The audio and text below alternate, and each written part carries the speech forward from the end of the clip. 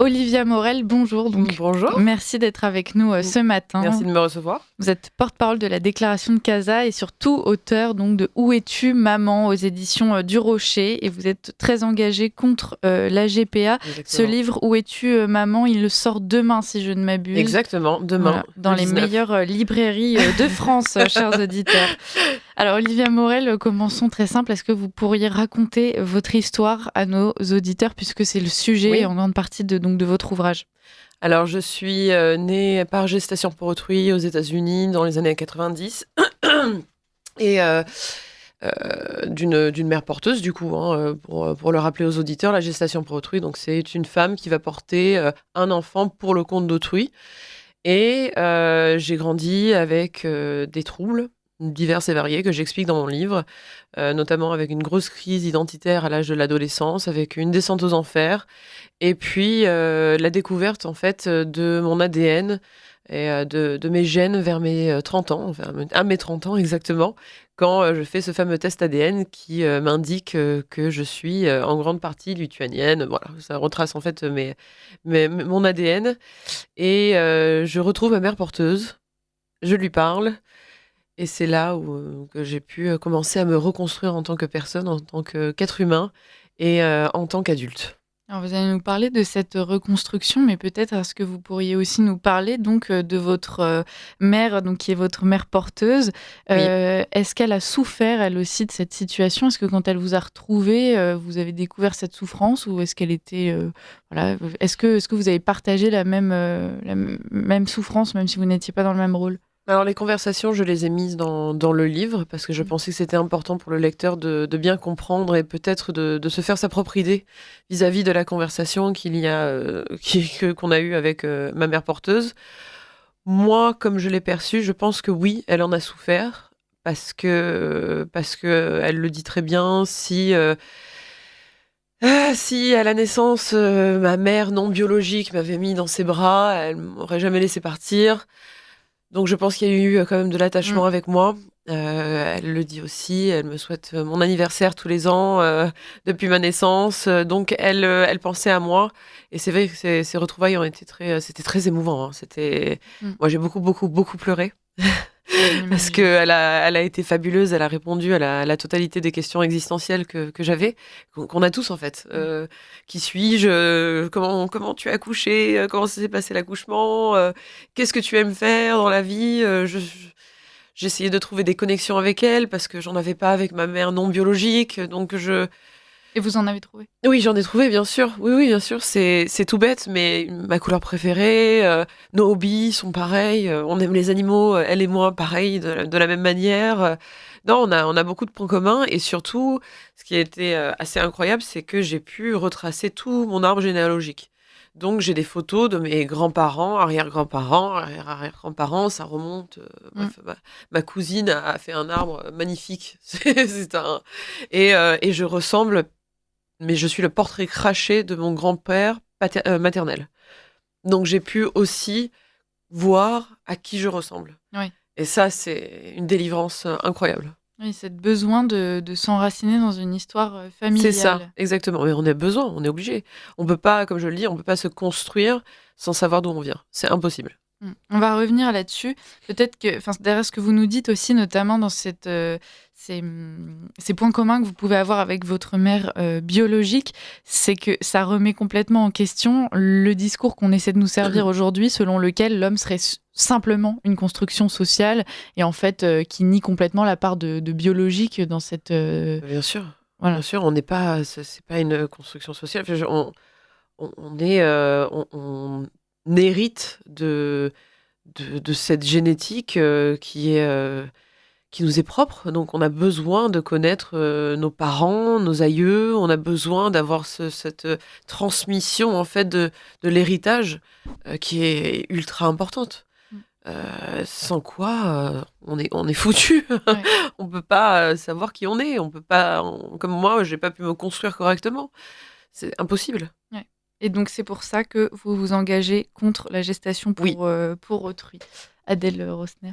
Oui, vous êtes justement, vous êtes porte-parole, c'est ça, de la déclaration c'est la déclaration Casablanca. Exactement, la déclaration de Casablanca, oui. Tout à fait. Est-ce que vous pouvez nous en parler un peu plus? Enfin, elle est mise en place depuis, si je ne me trompe pas, elle a été proposée en 2023, signée en 2023. Elle a été proposée, en fait, c'est 100 experts, donc divers et variés, des psychologues, des docteurs, des médecins, des juristes, des avocats, qui sont tous spécialisés en fait dans la gestation pour autrui, qui se sont mis autour de la table ce fameux 3 mars 2023 et qui se sont dit ok, bon, aujourd'hui on se retrouve face à un marché mondial de la gestation pour autrui qui, je le rappelle, est estimé à plus de 100 milliards en 2032, donc c'est quasiment demain. Une nouvelle étude a montré 195 milliards en 2034. Ouais, donc on se retrouve face à un marché qui est global, qui est mondial, donc on a besoin d'une réponse globale, et cette réponse, c'est par un traité international. Donc notre but à nous, en tant que la déclaration de Casablanca, c'est de mettre des États autour de la table, de commencer à parler d'un traité international pour abolir la gestation pour autrui. Au niveau international, mais aussi au niveau à l'échelle nationale, c'est-à-dire prendre des mesures un petit peu comme l'Italie, enfin pas un petit peu, comme l'Italie l'a fait récemment. L'Italie a été très très courageuse, il faut le dire, en promouvant cette loi. Donc ils ont interdit la gestation pour autrui dans leur pays. Donc un Italien ne peut pas faire une gestation pour autrui dans le pays, ça c'était déjà là. Mais en plus de ça, ils ont pénalisé le fait qu'un Italien, d'un ressortissant italien, aille chercher un enfant, se l'achète et revienne avec. Et il encourt donc une peine de prison, plus une amende qui est tellement élevée que honnêtement, ça dissuaderait n'importe qui de recourir à la gestation pour autrui. C'est vraiment ça qu'on fait avec la déclaration de Casablanca aujourd'hui, c'est de s'assurer qu'à ces deux niveaux, ces choses soient mises en place. Parce qu'actuellement, la GPA est interdite en France, mais on voit que dans les salons de désir d'enfant ou des choses comme ça qui ont lieu à Paris, il y a des stands qui sont là pour promouvoir la GPA et rien n'est fait contre ça. J'ai essayé de prévenir. J'ai d'ailleurs prévenu David Lisnard, qui est président de l'Association des maires de France. J'ai tenté, j'ai fait ce que j'ai pu. J'ai montré qu'il y avait notamment un salon qui a eu là en 2024, septembre 2024, où il y avait un stand de gestation pour autrui. Rien n'a été fait. On fait ce qu'on peut avec les moyens qu'on a, mais c'est très compliqué aujourd'hui d'agir réellement. Vous expliquez que ce besoin d'agir, cette nécessité politique, elle dépasse les clivages, la religion, les philosophies, que c'est une question de droit humain. Oui, de dignité humaine, précisément. Ça n'a rien à voir avec avec la couleur politique, ça n'a rien à voir avec la religion. Moi, je suis à titre personnel athée. Je me considère ni de droite ni de gauche, je suis un peu de partout. Je discute avec des catholiques, comme avec des musulmans, comme avec des gens d'extrême droite, de gauche, d'extrême gauche. Et la réalité, c'est qu'aujourd'hui, il faut se placer au-dessus de tout ça si on veut arrêter cette traite des êtres humains. Et il faut parler de dignité humaine. Et ça nous concerne tous. C'est pas juste la droite comme la gauche ou les catholiques, les musulmans, quoi. C'est au-delà, bien au-delà. C'est des mots forts quand vous dites il faut arrêter cette traite d'êtres humains. C'est que là, on rentre quand même dans le domaine de l'esclavagisme. Oui. Aujourd'hui, vous considérez que c'est mettre en esclavage le corps des femmes, les femmes à travers leur corps. Oui, absolument, parce que la femme est mise à disposition pendant 9 mois, enfin même un peu plus de 9 mois, parce qu'il y a tout le processus de l'implantation de l'embryon, plus les injections à prendre, plus la grossesse, et parfois après le postpartum quand elle doit donner son lait, elle est au service complètement des parents commanditaires. Elle n'a pas le droit de faire plein de choses. On dicte ce qu'elle doit manger, ce qu'elle doit boire, si elle peut avoir des relations intimes avec son mari. On lui dicte tout plein de règles, elle doit les respecter. Et je considère ça, même, elle n'a pas le droit de se mouvoir comme elle veut. Donc je pense que c'est de la réduire en esclavage. Et puis, il faut dire aussi que la gestation pour autrui aujourd'hui pose quand même problème, à tel point que, bon là, il y a quelques jours, il y a eu un cas en Géorgie de 100 femmes qui ont été trafiquées de Thaïlande, qui ont été mises dans des fermes En réalité, elles ont été forcées à produire des ovocytes et à produire des bébés pour des couples georgiens. Parce que c'est ce que j'allais vous dire. Dans certains cas, on nous répond oui, mais en fait, ces femmes-là, elles le choisissent. C'est de leur plein gré qu'elles proposent leurs services, leur ventre. Oui, et puis mais comme les nains avant se faisaient jeter et puis ils le faisaient de leur plein gré, mais au nom de la dignité humaine, on s'est dit peut-être qu'on va arrêter de lancer des nains. C'est la vérité. Donc, c'est exactement pareil avec la GPA. La GPA, oui, peut-être que certaines femmes veulent le faire, mais elles le font c'est purement parce qu'elles ont besoin des finances. Faut arrêter de se leurrer, de se le cacher.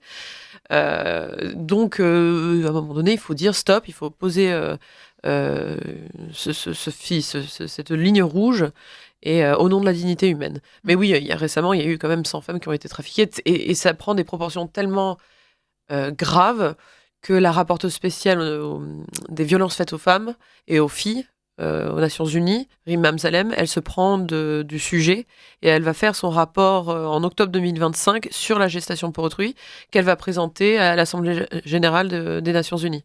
Donc ça devient un problème. Enfin, ça a toujours été un problème. Mais ça prend de l'ampleur. Les gens commencent à prendre conscience que c'est un très gros souci, qu'il y a beaucoup de trafic d'êtres humains derrière tout ça. C'est pas tout ce qu'on nous annonce sur les plateaux télé où c'est tout beau, tout rose, les familles sont heureuses, tout va bien, tout baigne. Non, il y a ce qu'il y a en dessous. Et ça, c'est important de le savoir.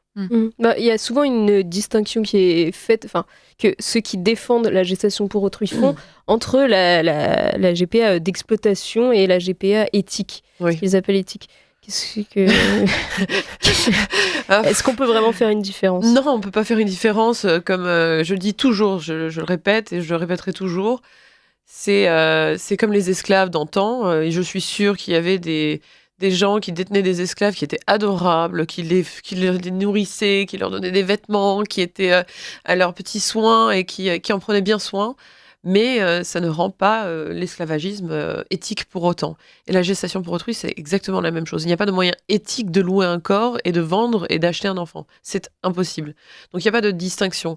Généralement, les gens qui parlent de GPA éthique, ils disent que c'est parce que la mère porteuse n'est pas payée. Mais elle est payée, indirectement, dans tous les cas. Je prends l'exemple de l'Angleterre. L'Angleterre, c'est pseudo-éthique. Encore une fois. Mais quand on regarde ce qu'elle récupère en frais, c'est un salaire mensuel. Donc ça peut sortir des femmes de la misère.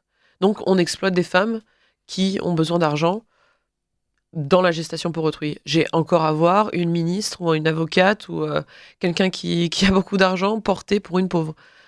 J'ai jamais vu. Oui, effectivement. J'attends. Oui. Bah, parce que justement, je crois qu'au niveau européen, il y avait eu une directive, Oui.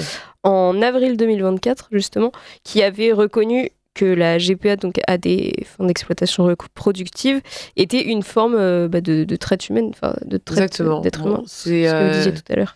C'est pareil, c'est sous l'exploitation. Donc, c'est une directive qui a été très compliquée à passer, déjà. François-Xavier Bellamy a énormément œuvré pour qu'elle passe. Ce n'est pas une directive qui est parfaite, parce qu'on parle de l'exploitation dans la gestation pour autrui. Nous, on part du principe que la gestation pour autrui, elle est toujours forcée, d'une manière ou d'une autre, parce que c'est des femmes qui ont besoin d'argent, donc qui sont forcées à le faire par des aspirations financières. Donc, nous, c'est notre parti pris. Après, quand d'autres personnes pro-GPA regardent cette directive, ils nous disent « Oh non, mais c'est juste... La GPA, c'est jamais forcé. » Bon, peu importe. Cette directive n'est pas parfaite. Je sais que ça a été très difficile pour FX Bellamy de la passer, d'essayer de la passer, et je l'en remercie énormément. Mais c'est un pas, en plus, vers l'abolition universelle de la gestation pour autrui. Ce n'est qu'un pas. Après, on va essayer d'enlever ce mot forcé, exploitation, et garder uniquement gestation pour autrui. Ça, c'est la prochaine étape. Olivia Morel, est-ce que justement dans tout ce travail politique, vous avez la sensation qu'aujourd'hui, ce dont il manque, c'est aussi des témoignages comme le vôtre? Est-ce qu'il n'y a pas un tabou autour de cette question de la GPA de la part des personnes qui en sont victimes? Parce qu'on imagine qu'évidemment, ça les touche au plus profond d'elles-mêmes, dans leur chair. Oui. C'est des sujets sensibles. Alors déjà, bravo, vous, de réussir à en parler et de partager votre histoire. Mais est-ce que vous avez aussi la volonté de pouvoir libérer cette parole à travers vos mots? J'aimerais bien. J'aimerais bien libérer leur parole, mais le problème avec ces enfants qui sont nés par GPA et qui souffrent, c'est qu'ils sont tellement traumatisés qu'ils ne peuvent pas parler. Moi, je suis passée à travers de la psychanalyse, des psychiatres, je suis passée à travers le corps médical, j'ai un filet de sécurité aussi avec mes collègues de la déclaration de Casablanca qui ont été là et qui m'ont montré un soutien infaillible. J'ai une famille, donc j'ai beaucoup de chance aujourd'hui. Moi, j'ai pu parler parce que j'ai justement ce filet de sécurité et ça m'a permis de parler et ça m'a permis aussi de ne pas avoir peur de perdre mes parents. Aujourd'hui, je ne parle plus à mes parents parce que ils ont l'impression que je les ai un petit peu trahis, je pense, en parlant de ça et en disant que je suis contre la gestation pour autrui, donc contre ma propre naissance. Alors que vous le dites dans votre livre, vous ne leur en voulez pas. Non, pas du tout, absolument pas. C'est pas une vengeance contre mes parents, c'est pas une. Moi, je le dis toujours, je suis pas là en train de me venger contre les commanditaires, contre ces gens qui sont en mal d'enfants et qui font une bêtise, évidemment, d'aller vers la gestation pour autrui. Je suis contre les gouvernements qui promulguent des lois qui sont totalement aberrantes. C'est ça, ma lutte, c'est les gouvernements, c'est les États, c'est ça ma lutte. Donc, les enfants aujourd'hui, parce que j'en ai plusieurs avec qui on discute, elles ont toutes, ces personnes, subi des traumatismes plus ou moins graves, allant du viol, de l'inceste, à la drogue, à l'alcool, et un peu ce que j'ai vécu moi aussi. Et elles n'ont pas le filet de sécurité que moi j'ai. Elles n'ont pas l'aide que moi j'ai. Et elles n'ont pas la chance que j'ai. Donc, peut-être qu'un jour elles parleront, mais aujourd'hui, c'est encore trop tôt. C'est beaucoup trop tôt. Déjà, elles peuvent parler avec vous. Et oui. Merci pour ça aussi. Merci à elles surtout. Et après, il y a les mères porteuses aussi. Il y a le côté, moi, j'essaie de réunir le maximum d'enfants nés par gestation pour autrui, déjà pour leur assurer un soutien, parce que je les soutiens, parce que c'est difficile de parler à l'encontre de sa propre naissance, mais je suis aussi là pour aider les mères porteuses qui ont subi des violences terribles et qui ne peuvent pas s'exprimer parce qu'elles sont liées à un contrat qui les empêche de parler. Voilà. Quand vous parlez de contrat, c'est frappant, c'est qu'on est vraiment dans cette commercialisation à outrance et ça révèle peut-être même un problème de société plus général où c'est vraiment l'homme qui doit à nouveau être considéré non pas comme un numéro ou un commerce, mais en fait comme quelque chose de sacré. Il faut retrouver une forme de spiritualité. Vous êtes athée, mais au-delà de ça... je veux dire, au-delà des religions, on doit peut-être retrouver une forme de spiritualité quand on considère l'être humain aujourd'hui. Oui, je suis d'accord, je suis athée, mais je suis entièrement d'accord avec ce que vous dites. Je pense qu'aujourd'hui, on a perdu un peu l'idée de ce qu'est un être humain. Là, je crois que c'est en décembre 2025, ça va marquer les 160 années du 13e amendement à la Constitution des États-Unis sur qui a aboli l'esclavagisme. On peut pas retourner en arrière, on peut pas revenir à ça, on peut pas commodifier un être humain, on peut pas revenir à la marchandisation du corps. C'est impossible, c'est impossible. Moi, ça me rend dingue. Et oui, il faut qu'on retrouve un peu nos valeurs. On manque de valeurs aujourd'hui. Beaucoup, dans plein de sujets. Effectivement. Quand on parle de commercialisation, un bon commerce, ça se base aussi sur de la publicité. C'est Adèle Rosner qui le disait aujourd'hui, et vous l'avez aussi rapidement évoqué. Aujourd'hui, on présente la GPA comme quelque chose de tout rose, tout beau, qui permet effectivement à ces couples, souvent en mal d'enfants, alors pour des raisons biologiques ou sociales, de pouvoir avoir cette chance de tenir un enfant dans leurs bras. Il faut aussi peut-être réclamer plus de transparence sur le sujet. C'est ce que vous faites, c'est rétablir aussi une certaine vérité sur le sujet. Oui, alors aujourd'hui, la chance que j'ai, c'est que les médias papier, et les médias évidemment comme le vôtre, me laissent la parole, me donnent la parole. Donc c'est vrai que j'ai été par exemple dans The Economist il n'y a pas très longtemps, The Daily Mail, il y a quand même des gros journaux qui quand même commencent à s'emparer du sujet et me laissent parler, bon, même si les papiers sont très axés pro-GPA, mais bon, j'ai quand même une petite place dans le journal. Déjà ça. Et c'est déjà une grande étape, parce qu'il y a un an, ce fut pas le cas. Mais les médias, à la télé, c'est une catastrophe. En France surtout, et même d'ailleurs partout dans le monde, Aujourd'hui, la GPA, elle est peinte comme quelque chose de beau, de tout rose, de magnifique, d'extraordinaire, voilà, comme s'il y avait rien de mal à ça. Et je n'arrive pas à comprendre cette propagande constante et notamment sur les chaînes qui sont payées par nos impôts quand même.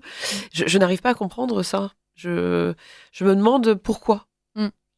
Vous, c'est vrai que vous avez quand même une certaine légitimité parce qu'on se met à la place des médias, donc comme le nôtre, c'est très simple de vous recevoir, évidemment, puisque vos mots et vos valeurs résonnent assez bien vu la ligne de notre radio, mais on se met à la place des médias de grand chemin, comme on les appelle. Voilà. Eh bien, en fait, c'est difficile pour eux de ne pas vous donner la parole parce que vous savez de quoi vous parlez, vous êtes vous-même issu de cette GPA. Aujourd'hui, pour les hommes politiques qui donc ne l'ont pas vécu dans leur chair, mais qui voudraient quand même s'emparer du sujet, c'est beaucoup plus compliqué. Vous l'avez dit, en Italie, il a fallu faire preuve d'énormément de courage pour imposer certaines normes et se battre contre l'hypocrisie qui consistait à laisser partir les Italiens faire leur GPA ailleurs, puis revenir tranquillement. C'est compliqué et peut-être qu'il faudrait aussi que ces politiciens se sentent légitimes de parler d'un sujet qu'ils n'ont peut-être même pas vécu eux-mêmes. Alors, il y en a. Il y en a qui s'emparent du sujet. Je pense à Valérie Boyer qui avait fait un projet de loi avant l'été. On l'a aidé à le faire, ce projet de loi ensemble. Et qui malheureusement n'a pas été présenté parce qu'il y a eu toute l'actualité de cet été qui a les JO et puis il y a toujours quelque chose, vous savez, dans la politique. Donc en fait ça s'arrête jamais et pour passer une telle loi il faut un petit créneau quand même. Il faut que ce soit le bon moment, le bon timing. Il y a j'oublie son prénom mais il y a un député RN aussi qui s'empare du sujet et qui va faire un projet de loi aussi. Donc il y en a. Je sais que François-Xavier Bellamy est très fermement engagé contre la gestation pour autrui au niveau européen. Donc il y a des politiques qui prennent le sujet à cœur et qui sont courageux et qui qui essayent de l'abolir. Mais ça va prendre du temps. Ça va prendre du temps. Et c'est malheureusement, c'est qu'il y a toujours quelque chose dans la politique. Donc, pour en placer une, en ce moment, c'est difficile. Bah oui. On imagine quand même que la tendance du moment devrait aider ces sujets à avancer, puisque en ce moment, on nous explique que voilà, les sujets tournent énormément autour de la santé mentale. C'est quelque chose dont on entend de plus en plus parler, cette fameuse santé mentale. Et en l'occurrence, vous, quand vous venez parler de GPA, c'est quand même l'un des axes phares. Donc, il y a évidemment la dignité du corps humain, des femmes, des enfants qui naîtront, et donc aussi tout ce volet simplement de santé publique et de santé mentale. Oui, c'est vrai que ça rentre bien dans le jeu parce que ça joue sur la santé mentale des enfants. Moi, j'en ai grandement souffert pendant toute ma vie de ça, justement. Mais je pense qu'aujourd'hui, ce qui serait plus intelligent, c'est comme on a constitutionnalisé le droit à l'IVG, je pense qu'il faudrait constitutionnaliser et mettre dans la Constitution la dignité humaine. Pour une fois et pour toutes enrayer la gestation pour autrui. Voilà. Mais oui, là, bon, après, c'est la gestation pour autrui, c'est par vague. C'est quand un people revient, comme Jacques Mus l'a fait, il revient avec son bébé, poste une photo, et là, bim, ça revient, c'est remis sur les plateaux télé. Et en fait, il faut trouver cette encoche-là pour pouvoir justement passer une loi et faire que ça avance. Il y a une star américaine. Justement, oui, aux États-Unis. Lily. Oui, cette actrice et qui, en fait, ça rend tout ça très glamour. On a l'impression, on le voit VRP avec pour la gestation pour autrui, ces gens-là. Oui, oui, elle revient avec son enfant. On ne sait pas trop pourquoi. Bon, apparemment, elle a souffert d'anorexie, mais ça ne justifie pas l'utilisation du corps d'une autre femme. On voit une Paris Hilton qui justement a peur de l'accouchement. Donc, mon Dieu, je veux pas accoucher, donc je vais refiler le bébé, littéralement. Quelle femme n'a pas peur un peu Non, mais évidemment. Voilà. Mais oui, mais bon, ça fait partie de la vie. On a peur, oui, ça fait mal. Ouais. Mais bon, c'est pour donner la vie. On est faite pour ça. Bon, elle a refilé le bébé, entre guillemets, à une autre femme. Cette peur-là à une autre femme. Et on voit les Kardashians. Oui, il y a une panoplie, en fait, de stars qui ont recours à la gestation pour autrui. Pas pour des raisons médicales, Voilà, ce qui est catastrophique pour des raisons de facilité, tout simplement. D'esthétisme. Bah oui, en même temps, si on passe 9 mois enceinte, le corps s'abîme, on a des vergetures. Pendant 9 mois, on gagne pas d'argent parce qu'on peut pas tourner de film. Il y a quand même, il y a une perte d'argent derrière qui est colossale. Donc, il vaut mieux investir dans une GPA et payer une femme pour le faire. Voilà leur point de vue. Enfin, c'est catastrophique, selon moi. Oui, comme dit Adèle, c'est l'image que ça renvoie à toutes ces jeunes filles qui suivent ces stars et qui s'y réfèrent comme des modèles. En fait, c'est que la tendance ultime, quand on veut devenir mère, cool. c'est de faire appel à quelqu'un d'autre. Et puis, il y a aussi les réseaux sociaux. On voit sur TikTok, on voit des influenceurs qui sont parents d'enfants nés par gestation pour autrui qui en font leur métier. C'est leur métier de montrer leur vie de parents qui ont eu recours à la gestation pour autrui et des galères qu'ils ont pour faire reconnaître leurs enfants. C'est leur métier, ils sont payés pour ça. Et en fait, nos réseaux sociaux sont complètement inondés de ces gens-là. Et du coup, c'est vrai qu'aujourd'hui, moi, à titre personnel, j'étais à Barcelone il n'y a pas longtemps. J'ai tenu une conférence pour des étudiants en droit. Et aujourd'hui, c'est la jeunesse qu'il faut toucher, parce que c'est eux qui vont voter pour les gens de demain, qui vont prendre. Donc, il faut les sensibiliser. Il faut sensibiliser les Français à ce qu'est la gestation pour autrui. C'est ce que je fais à travers le livre, et c'est ce que j'essaye de faire dans la deuxième partie. Donc, il y a une première partie qui est dédiée à mon histoire et mes souffrances et ma bataille. Puis ensuite, il y a aussi, en fait, j'aimerais bien que les gens puissent prendre ce livre et s'accaparer de ce livre et se dire, ok, je peux combattre la gestation pour autrui de mon côté, à mon niveau, avec ce livre, en utilisant les arguments que j'utilise dans le livre. Et ça, c'était très important pour moi. Oui, vous voulez livrer des arguments... C'est ça, des arguments tout faits, au moins. Et comme ça, dans une conversation, les gens peuvent échanger et utiliser ces arguments pour lutter contre la GPA. Et très légitime. C'est quand même assez confortable de pouvoir dire oui, mais moi je dis ça parce qu'en fait j'ai entendu le témoignage d'Olivia Morel qui est née de GPA et qui donc sait de quoi elle parle et c'est pas juste mon avis au bar du coin que je donne sans vraiment connaître. Enfin voilà, c'est. Oui, c'est légitime. On est tous légitimes quand ça touche à la dignité humaine. Alors moi, on me dit souvent, oui, Olivia, mais toi, tu es née de ça, donc c'est vrai que les gens t'écoutent plus. Oui, peut-être, mais quand ça touche à la dignité humaine, c'est au-delà de tout ça, c'est au-delà de moi, c'est au-delà des mères porteuses, c'est au-delà de... On est tous légitimes face à ce combat, tous, toutes et tous, vraiment. Et il faut combattre tous à notre niveau cette horreur, en fait, cette abomination. On va finir par ces mots et la citation que vous mettez au début de votre ouvrage que vous avez choisi. Il y a une grande paix dans le cœur de celui qui sait qu'il fait ce qui est juste. Effectivement, je pense que vous pouvez dormir sur vos deux oreilles. C'est ça. Vous avez la conscience de ce qui est juste et puis c'est un beau combat de se battre. Oui, c'est un livre, c'est La case de l'oncle Tom. Qui a eu un avant-après ce livre, et c'est pour ça que j'ai voulu utiliser cette citation, parce qu'avant ce livre, l'esclavagisme tournait à plein régime aux États-Unis, et puis boum, ce livre est sorti, et en fait, l'esclavagisme a pris une tollée après ça, et ça a été la descente jusqu'à l'abolition, grâce à ce livre. C'est tout ce qu'on vous souhaite pour votre ouvrage. Alors, chers éditeurs, je rappelle qu'il sort demain dans les meilleures librairies de France. Donc, Où es-tu, maman, le témoignage poignant d'une femme née par GPA, donc par Olivia Morel, c'est aux éditions du Rocher. Olivia Morel, merci beaucoup d'être venue ce matin pour ce livre, et puis surtout, mais avant tout, pour votre combat, et on vous souhaite bien du courage, et surtout, on vous félicite les auditeurs, c'est quand même commente en direct, et il y en a énormément qui vous félicitent et qui vous encouragent. C'est gentil. Respect, bravo et à très bientôt. Merci, à bientôt.